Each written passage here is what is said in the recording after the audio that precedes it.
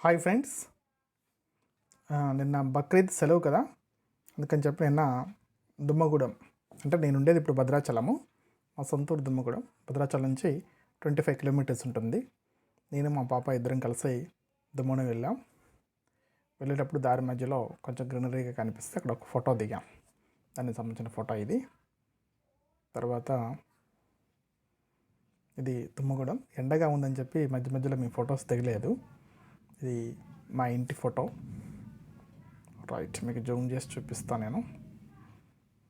ఇది యాక్చువల్గా అయితే అది దానిపైన బ్లూ రేకులు కనిపిస్తున్నాయి కదా, రేకులు కాదు, గతంలోని ఆ రేకుల కంటే ముందు పెంకులు ఉండేవి. చాలా చల్లగా ఉండేది, కానీ మొత్తం పాడైపోయేసరికి రేకులు వేసాం.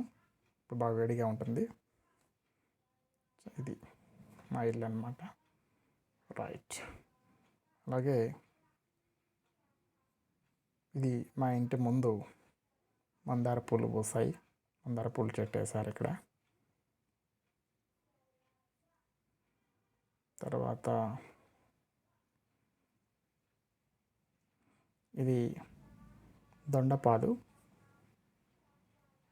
మా అమ్మ దొండ పందిరేసింది. దొండకాయలు కూడా బాగా కాసాయి.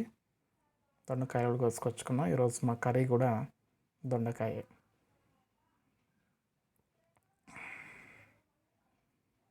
రైట్, ఇది వాష్రూమ్స్కి వెళ్ళే దారి అన్నమాట. ఇది ఇక్కడ చాలా బెండ మొక్కలు, తోటకూర, గోరుచిక్కుడు మొక్కలు అన్నీ మా అమ్మ వేసింది.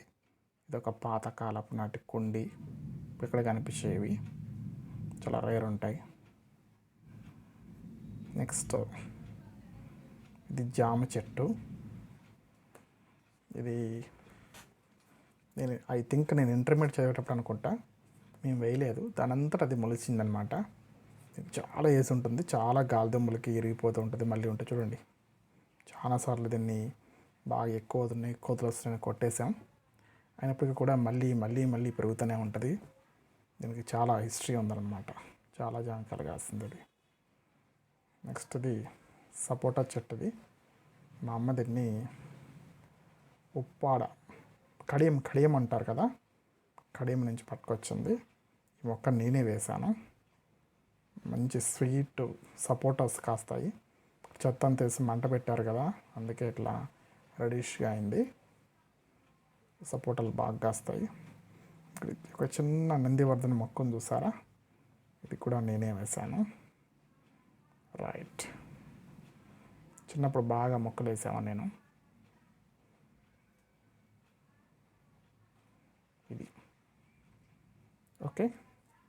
ఇది వాస్తవానికి మేము వెళ్తూ దారిలో ఫొటోస్ దిగుతున్నట్లయితే భద్రాచలం నుంచి దుమ్మగూడెం వరకు మంచి మంచి చూపించేటువంటి ప్రయత్నం చేసేవాడిని, కానీ కుదరలేదు. ఈసారి వెళ్ళినప్పుడు ఖచ్చితంగా అవన్నీ కవర్ చేస్తాను, మంచి చూపిస్తాను.